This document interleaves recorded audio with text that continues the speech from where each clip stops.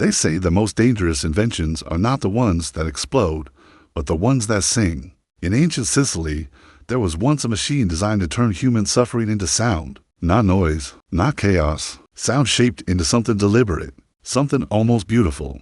The crowd did not hear screaming. They heard music, and the man who built it would be the first to listen from the inside. This is not just a story about cruelty. It is a story about ambition, power, and the strange way human intelligence can detach itself from conscience. It is a story about how fear becomes theater, and how theater becomes control. Because long before modern propaganda, long before psychological warfare had a name, there was a bronze bull standing in the center of a wealthy Greek city, and inside it, a man discovered late that genius without wisdom is a curse. The tyrant who needed more than fear to understand how such a device could exist. We have to step back to the city of Akragas, around the 6th century BC. Akragas was not a forgotten village.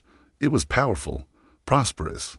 A jewel on the southern coast of Sicily, trade routes flowed through it. Grain, salt, sulfur, wealth accumulated quickly. And wherever wealth gathers, ambition follows. That ambition took human form in a man named Phalaris. He did not inherit power through noble lineage. He did not rise through popular vote. He seized authority through strategy and deception. Historical accounts suggest that he requested funds to build a grand temple, a symbol of devotion, a monument to the gods. But the structure he built was not a temple. It was a fortress. When the city realized what had happened, it was too late. By then, armed men loyal to Phalaris controlled the armories. Opposition was crushed before it could organize, and thus began a reign that would last nearly 16 years. Now, here is something important to understand. Tyranny is not sustained by violence alone. Violence can silence dissent for a moment, but fear that lingers, fear that becomes part of daily life, that is what builds control. Phalaris understood this deeply. Executions were not simply punishments, they were performances, they were lessons. He needed people not just to obey him, but to imagine what would happen if they did not. Over time, however, ordinary brutality loses its impact. The human mind adapts. Even horror becomes routine, and when fear becomes routine, it loses power. Phalaris needed something new, something unforgettable. The craftsman who misjudged power entered Perillos, a bronze worker and sculptor from Athens.